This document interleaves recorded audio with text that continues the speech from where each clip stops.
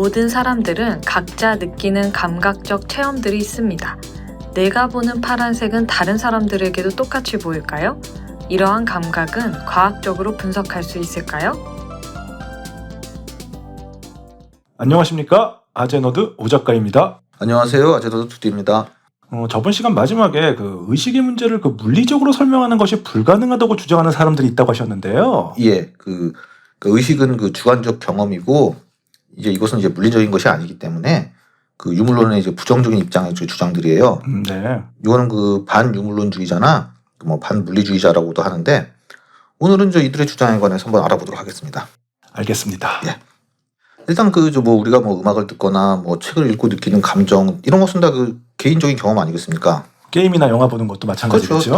다 혼자만 즐기고 혼자 다 하는 거니까. 네. 그러니까 이 반물리주의자들은 이렇게 오 작가님이 이제 평소에 느끼는 이제 이런 감정과 감각은 오직 오 작가님 본인의 의식만이 갖고 있는 것이지 타인이 이것을 똑같이 공유한다는 것은 불가능하다고 봐요. 그렇겠죠. 네, 당연하죠. 제가 어떻게 오 작가님의 머릿속으로 들어가 보는 것도 아니고 알 수 없지 않습니까? 불가능한 일이죠. 예. 그래서 결국 이론론을 기반으로 하는 이런 신경과학뿐만 아니라 전에도 한번 소개했던 로저 펜로즈 등의 양자역학을 도입한 비결정적 모델 같은 이런 것들 모두 다 과학적으로 이제 의식을 분석하려는 것도 아닙니까? 그렇죠. 이 자체가 그냥 불가능하다고 보는 주장들이 있어요. 자체가 불가능하다. 그러니까 의식은 주관적이고 인식적인 경험인 것이기 때문에 이런 과학적 접근으로는 할 수 없고 이런 물리적 접근으로 할 수 있는 것은 이제 기억, 의지 등은 이제 설명할 수 있다고 하는 거죠. 아니 기억이나 의지 등이 물리적인 것이라고요? 예, 기억이라는 거는 보면은 우리 뇌에 물리적으로 저장되어 있는 것이라고 할 수 있어요. 그러니까 예를 들어 우리가 뇌에 충격을 받아서 물리적으로 손상되거나 하면은 기억 상실증에 걸리는 경우 있지 않습니까? 그렇죠. 그리고 저희 권투 선수나 격투기 선수들이 KO되어서 잠시 실신되거나 하면은 링에 올라간 정도까지만 기억을 하고 이제 경기 내용은 전혀 기억 못하는 경우도 많거든요. 이런 것을 보면은 이제 기억은 물리적인 것이라고도 할 수 있는 거죠. 또 그렇게 듣고 보니까 그렇다고 할 수도 있겠네요. 그렇죠. 그렇지만 나의 자아, 의식은 이런 기억과는 별개인 거죠. 그리고 이것들은 이제 물리적으로 설명 불가능하다는 겁니다. 이러한 주장을 하는 학자들도 많은데요. 철학적 좀비 가설로 유명한 데이비 차머스가 이제 대표적입니다. 철학적 좀비요? 예. 아니 새벽에 저주에 나오는 좀비 말씀하시는 거예요? 예, 그렇긴 하죠. 그게 뭡니까? 왜 좀비가 나와요? 이 철학적 좀비 사고 실험은 먼저 이게 감각질이라는 것에 대해 한번 알아봐야 됩니다. 감각질이요? 예. 이 감각질이라는 거는 말 그대로 이제 감각을 통해 느끼는 자체를 말하는 거예요. 앞에서도 말씀드렸듯이 내가 무엇을 느끼는 것은 철저히 주관적인 것 아니겠습니까? 그렇다고 하셨죠. 그렇죠. 내가 무슨 맛을 느끼고 이런 건 다 철저히 주관적인 거 아닙니까? 예. 데이비 차머스는 이 감각질이 이제 결여될 수 있는지 없는지를 사고해보는 실험으로 철학적 좀비라는 사고 실험을 제안을 했어요. 근데 왜 하필 좀비예요? 과학적인 것에 웬 비과학적인 좀비가 등장하나요? 좀비 영화들 보면은 의식은 없고 원초적인 행동들만 하잖아요. 그렇죠. 그러니까 일종의 그런 의미의 좀 비유이긴 합니다. 근데 실제 좀비와 같은 거는 아니고요.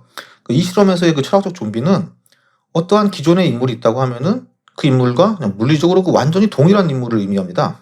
물리적으로 동일한 인물이라. 예. 우리 오 작가님을 예로 들면은 하필 전가요?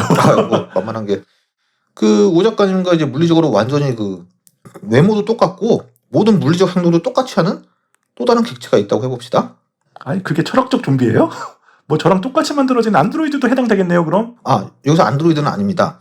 여기서 말하는 거는 오 작가님과 이제 원자, 분자 등의 이제 세포 단위로 모든 구성 요소가 이제 완벽하게 동일하게 돼 있어서 물리적으로 봐서는 이제 전혀 구분이 안 되는 존재를 의미를 해요. 그래서 무슨 냄새를 맡는다거나 뭘 본다거나 다 물리적으로 똑같은 행동을 하게 돼 있는 그걸 말하는데 반면 안드로이드는 겉으로는 똑같아 보일지 몰라도 해부해 보면은 다르지 않겠습니까? 그건 그렇죠. 이런 안드로이드 같은 것은 이제 행동적 좀비라고 이제 별도로 구분하고요.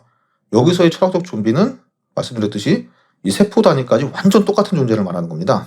안드로이드는 행동적 좀비고, 그러니까 안드로이드는 안 되겠네요, 결국은요. 그렇죠. 그래서 앞서 말했듯이 이 철학적 좀비는 감각질이 없다고 가정을 해요. 네. 즉 앞서 얘기한 주관적인 체험을 갖지 못합니다. 그래서 좀비라고 붙인 거예요. 감각질이 결여되어 있는 존재인 것이죠. 그럼 과연 이러한 존재가 있을 수 있는지를 논의해 보자는 거예요. 그게 가능한 겁니까? 그럼 복제인간은 어떤가요? 예. 그러니까 만약 기술이 발달을 해서 그 인간을 뭐 세포 단위로 똑같이 복제해서 뭐 새로 만들어낼 수 있다고 한번 가정을 해봅시다. 그게 복제 인간이잖아요. 예. 말씀처럼 그 영화에 이런 복제 인간들 많이 나오잖아요. 그렇죠. 뭐 언제 기회 되면 뭐 상세히 한번 다룰 예정입니다만 일단 뭐 이론적으로는 가능한 거거든요. 그렇다면 그 이런 철학적 좀비 같은 존재가 존재 가능하다고 생각할 수 있죠. 다만 이 존재는 그 물리적으로 똑같이 만들어낸 존재일 뿐 앞서 말했던 이제 감각질은 없는 거가 되고요. 그렇다면은 그 저번 시간에 살펴봤던 그 유물론적 이론론에 입각해서 생각을 해보면은 이런 존재는 있을 수가 없어요. 유물론적 그 이론론에 관해 생각해 보면 이런 문제가 있을 수 없다. 왜 그런 거죠? 그 유물론적 입장에 의하면은 그 물리적으로 동일하면은 느끼는 감각도 동일해야 해요.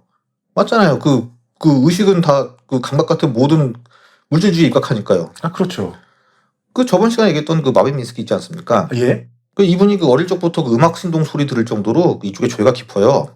그리고 뭐 자택에 뭐 그랜드 피아노도 있고 그 연구실에도 이제 전자 피아노 놓고 뭐 틈나는 대로 뭐 작곡도 하시는 분이에요. 네.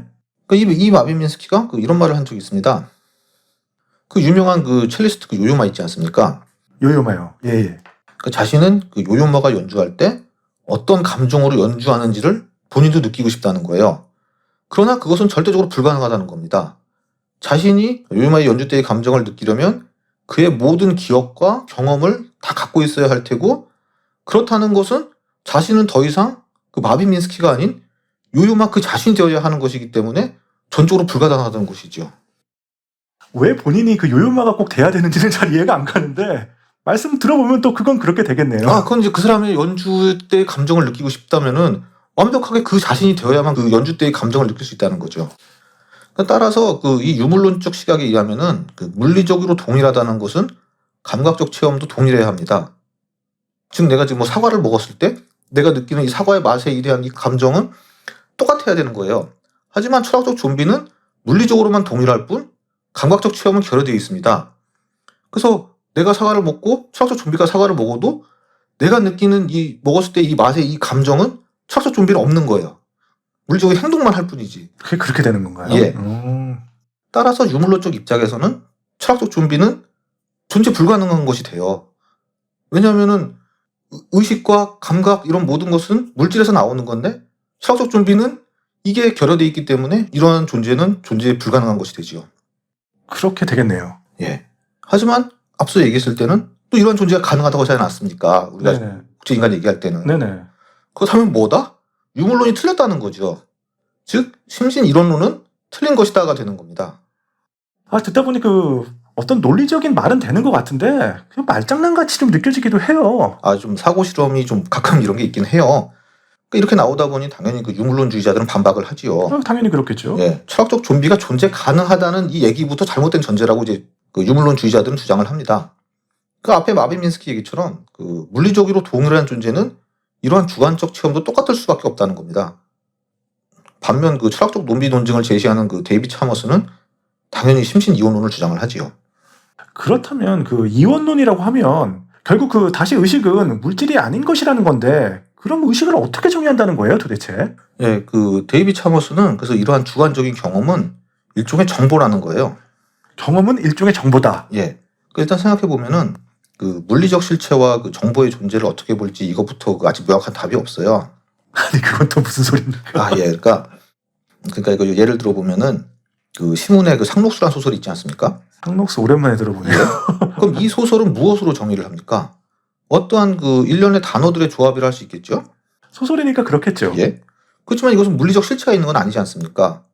그 내용은 그 종이와 그 잉크라는 그 물리적인 것으로 구성된 그 책이라는 것에 실려 있겠지만 그 책 자체가 상록수라는 소설의 본질은 아니지 않습니까? 말 되네요. 예. 그 음악도 마찬가지예요. 뭐 베토벤의 뭐 5번 뭐 운명 교향곡이라는 것은 곡 그 자체잖아요. 그렇죠. 우리가 듣는 뭐 CD 이런 것들은 단지 그 공기가 그 특정 주파수에 맞게 그 시시각각 다르게 진동하는 것뿐이죠. 그러니까 우리는 그것을 베토벤의 음악이라고 부르지만 사실 이 서로 간에는 물질적으로 유사한 부분이 전혀 없어요. 그러니까 이렇게 앞에 상록수의 텍스트나 뭐 운명 교향곡의 악보 이런 것 자체는 물리적 실체가 아닌 정보인 거잖아요. 그러니까 차머스는 이러한 정보도 물질과 에너지처럼 이 근본적으로 우주에 존재한다고 생각을 하는 거예요. 아, 그러니까 이 이론은 그 존 힐러의 그 만물은 비트이다. 그 모든 것은 이제 비트에서 비롯됐다는 그 유명한 말이 있거든요. 아, 이 개념과 비슷해요. 그 참모스 본인도 그 자신의 이론은 그 존 실러에게 그 영향을 받았다고 인정을 했습니다. 만물은 비트다. 그럼 그 정보라는 것은 물질처럼 그 우주를 구성하는 그 별개의 요소라는 겁니까? 그렇죠. 아무튼 그 의식은 그 일종의 정보이고, 즉 의식은 시간, 공간, 물질처럼 우주를 구성하는 근본 단위라는 거예요. 즉 그 의식은 이제 물질로 치환될 수 없다는 거죠. 그 물론 근데 저 이 주장도 좀 결함이 있긴 합니다. 그 데이비 차머스 본인도 인정하는 건데, 이 정보 개념은 그 무엇이 됐건 이 정보를 처리할 무언가가 있어야 하거든요. 무언가가 있다. 그게 무슨 말이죠? 그러니까 저기 의식은 단세포가 됐건 이제 뭐가 됐건 간에 그 어떠한 생명체가 가지는 그 주관적인 경험이라고 하지 않았습니까? 그렇죠. 그러면 생명체가 있어야 이것도 존재 가능하지 않겠습니까? 그렇게 되겠죠? 근데 그 우주의 그 구성 근본 요소인 그 물질, 공간, 시간 이런 것들은 우주 탄생의 여명기부터 존재해 왔어요. 근데 의식은 아니잖아요. 생명체가 탄생하고 나서나 가능한 거니까. 그렇죠. 의식이 있다는 말은 못 들어본 것 같습니다. 그렇죠? 그러면은 이게 어떻게 물질, 공간 등과 같이 우주의 근본 요소라고 할 수 있겠습니까? 그것도 그렇습니다. 근본 요소라면서 뭐 다른 것과 달리고 우주 초기에는 없었다고 하잖아요. 그렇죠. 그러니까 이게 1994년에 그 애리조나에서 그 열린 한 학술회에서 뭐 차머스가 뭐 이런 얘기도 본인이 인정을 하긴 했어요. 아무튼 그래서 그날 이러한 그 발표를 했는데, 여기서 이제 이러한 의식이 어찌됐건 우주의 근본 요소라는 내용을 담은 발표를 했어요. 그리고 이제 그날 밤에 그 참석자들을 위한 그 파티가 있었는데, 저희가 앞선 편들에서 언급했던 그 크리스토프 코흐 있지 않습니까? 아, 그 프란시스 크릭과 같이 그 책도 썼다는 그분 말씀이신 거죠? 예, 예. 그분이 이 학술회 끝난 후에 이 발표 내용에 불만을 품고 뭐 파티장까지 쫓아왔다고 합니다. 그러고는 그 데이비 차머스에게 그 강렬한 내용을 또 엄청 비판했다고 해요. 아, 굳이 뭐 거기까지 가가지고 저런 다툼을 벌이는지 모르겠네요. 그러게 말입니다. 근데 어쨌든 이 크리스토프 코흐는 이 정보를 기반으로 한 이론은 과학적으로 검증이 불가능하기 때문에 아무 쓸모도 없는 이론이라고 막 쏘아 붙였다고 하거든요. 그러니까 이제 차머스는 자신의 그 주관적 경험, 즉 의식이라 할 수 있는 것은 그 당신과 일치하지 않는 것은 뭐 맞지 않냐라고 대꾸했다고 합니다. 그러자 이제 크리스토프 코흐가 이렇게 대답을 했다고 해요.